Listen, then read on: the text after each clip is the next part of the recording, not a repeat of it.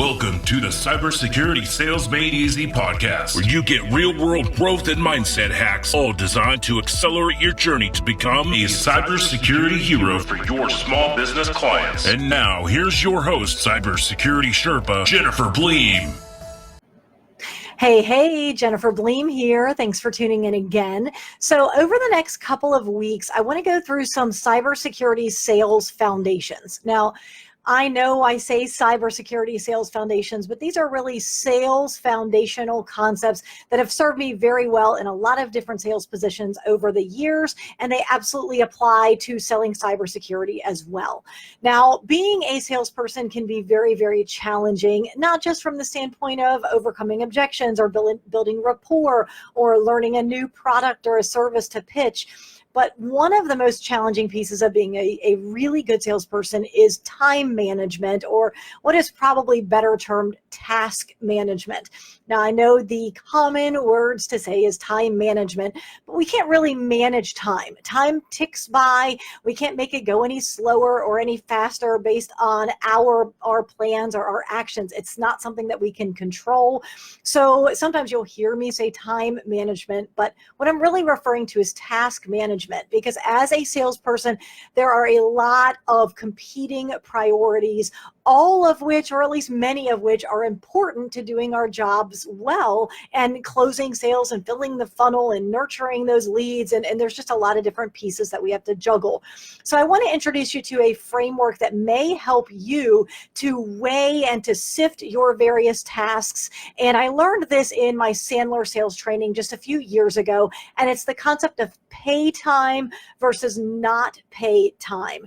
And the concept is to define exactly when you can be working on sales related tasks and when you can't.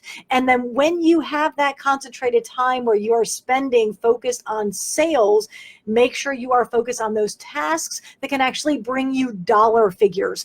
So think of pay time and not pay time, and then think of pay tasks versus non-pay tasks. So what are some pay tasks? Well, these are things like those sales appointments, the discovery calls, the dreaded task of prospecting, maybe your follow-up calls. All of those directly contribute to you making money.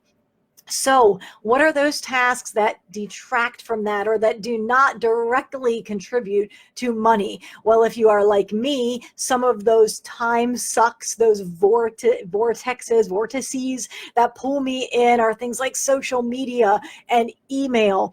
Maybe it's creating those proposals or submitting expenses or admin tasks or ongoing meetings. Those are things that are not going to directly contribute to you making money. Now, understand, I did not say they weren't important. I didn't say that they were not critical to happen, but you need to be very aware of how you are spending your time. And so I would define my pay time as pretty much 9 a.m. to about 5 p.m. Maybe I can push it to 6 p.m. Eastern, depending who I'm calling. So because my niche is really worldwide, I can stretch those pay times just a little bit more than probably you can. But definitely know where you're spending your time and make sure that you are spending your time on your valuable tasks that are going to make you money. So plan when to do those. The first thing I want you to do is make a list. I want you to have a very clear delineation of what are pay tasks versus not pay tasks. Again, those not pay tasks have to happen. We'll talk about that in a minute. I've got a couple ideas there for you, but make a list, pay tasks, not pay tasks. And then make a decision. As a business owner or the leader of your division, you need to make some hard choices. If you have a sales team, how many hours per week do you expect every salesperson to be spending on sales paying tasks? Probably the reverse is a little bit easier. How many hours do you want them spending on the admin and the expenses and the writing scripts? And is that something that is really the best use of their time when they are highly valuable and highly paid? So should they spend an hour a day on no pay tasks? If so, that means that you've just stolen 5 hours of their week on those tasks. And if that's your decision, that's fine. Just realize that you've now said they only have 35 hours to actually sell. Now, if you are in the position where you're the owner, the operator, the sole salesperson, you've got some hard decisions to make as well, because every hour that you spend on sales is an hour you can't spend on other areas of your business. Conversely is the exact same, right? Every hour you spend troubleshooting or writing automations inside of your PSA tool, that's an hour you've just stolen away from that sales task. And I understand that if you are the only salesperson and you are also the operator and you are also the chief technician and you are also driving marketing, that it is one of many hats that you wear. But make sure that you're actually wearing that hat every single week. So how many hours per week are you willing to commit to sales? Is it an hour per week or hour per day? Is it 2 hours per day? What is that number? And then take a look at what your calendar looks like for the last month, because I suspect for a lot of you, you're going to look back and see that you have actually put in maybe an hour a week, maybe 0 hours per week into your sales. And then when you aren't really thinking it through as a business owner, you then look at your pipeline, you look at your sales funnel and you say, you know, my sales funnel is empty. I don't have any leads. I don't have any pending deals. Well, guess what? If you're not spending any time on the prospecting and the sales activities, you know, past performance is an indicator of what's coming in the future. So if you're not spending any hours on sales, that's probably why your pipeline is empty, right? So give that some really concerted thought. Put some blocks on your calendar and then actually hold yourself to those blocks.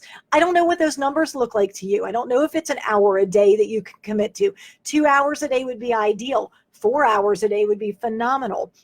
But I don't live in your shoes, so I can't make that recommendation to you because you have many things pulling at you, and I understand that. But whatever you decide, understand that those decisions will compound over the days and weeks and months ahead, and that's what's going to give you the type of results. Whatever effort you put in, whatever time you put in, those are the results you're going to get out. Now, no matter what that block looks like, whether that is 2 hours a day or whether you have a team and they have 7 hours a day that you want them focused on pay tasks, you are going to have a lot of non-pay tasks that don't fit into the leftover time. So what do you do with those non-pay tasks? So things like social media and email and which phone calls am I going to make, right? Pulling those lists and things of that nature. Well, here's what you need to do. You either need to complete those yourself during non-pay hours, or you need to delete those completely because they aren't supporting your goals, or you need to delegate them. Now, if you're going to delegate them, make sure you already have a process, ideally a standard operating procedure explaining how you want these things done. So can you delegate submitting your expenses? Can you delegate social media management? Are some of those things even necessary at all? So either get them done efficiently or delete them or delegate them.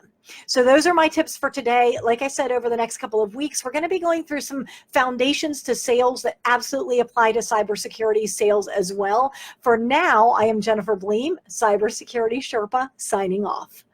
To learn more about how you can become a cybersecurity hero for your clients, request your hero assessment today. MSPsalesrevolution.com/hero.